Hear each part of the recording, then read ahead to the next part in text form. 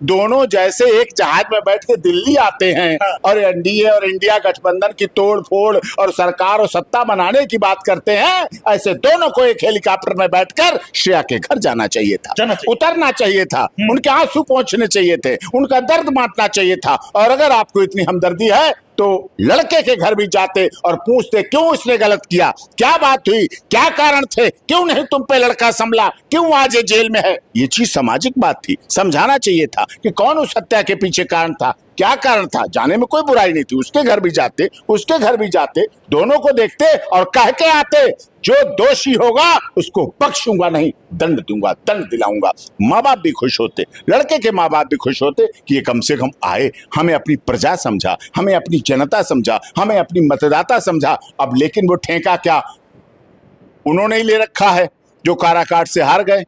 पवन सिंह का ही तो ठेका नहीं है, पवन सिंह को तो जनता चुने हुए प्रतिनिधि के रूप में भी नहीं है। बिल्कुल, या इसलिए कहिए केवल इसलिए पवन सिंह जा रहे हैं कि अभी चुनाव नहीं जीत पाए, उन्हें आगे मेहनत करनी है। शायद जो चुनाव वहां से जीते हैं काराकाट से लोकसभा, वो भी नहीं गए होंगे। नहीं, वो आए हैं। अच्छा, वो आए हैं। हाँ, राजा राम सिंह आए हैं, वहां से सीपीआई एमएलए कैंडिडेट थे, वो आए थे। चलो, लेकिन ज्यादा कुछ उनके तरफ से कोई सहयोग, कोई राहत सामग्री, उनको राहत में नहीं दिया गया।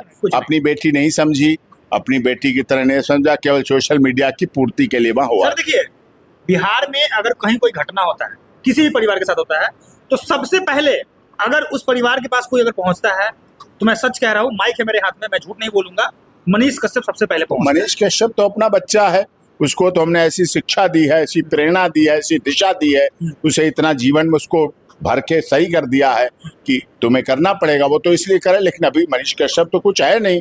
मनीष कश्यप तो सिर्फ आइडियो पत्रकार है। जब वो श्रेया के माता पिता से मिलने गए थे, तो उनकी माता जी कह रही थी, श्रेया की माता जी मनीष कश्यप से कह रही थी कि भैया केस को बरगलाया जा रहा है, घुमाया जा रहा है, हमको इंसाफ चाहिए। तो मनीष कश्यप ने कहा था कि देखिए बहन, मैं कोई मंत्री हूं नहीं, मैं कोई सांसद नहीं हूं, मैं कोई विधायक नहीं हूं, मेरी जितनी क्षमता है मैं उस क्षमता के अनुसार मैं आपके साथ खड़ा हूं, और आप मुझे जब याद करेंगे तब मैं आपके साथ रहूंगा। सर, इससे बड़ा क्या हो सकता है? अच्छी बात है, मैं धन्यवाद करता हूँ अपने वो कोई तेजस्वी भाई, अपने बच्चे का धन्यवाद करता हूँ और धन्यवाद करता हूँ को सही रास्ते पे है, अच्छी ट्रैक पे है, अच्छी ट्रैक पे रहना चाहिए, उस पर सही मार्ग पे चलना चाहिए। और लोग कह रहा था कि मनीष कश्यप भाजपा ज्वाइन करके बदल गया, कहाँ बदल गया? देखिए, नहीं, ये तो लोगों की बात है, भाजपा के ज्वाइन भाजपा के साथ। अब बात तो न्याय की तो न्याय है। क्या भाजपा नहीं चाहती है बेटियां सुरक्षित रहें? कि भाजपा का ही तो नारा दिया हुआ है, मोदी जी का ही तो नारा दिया, बेटी बचाओ, बेटी पढ़ाओ, बेटी बढ़ाओ।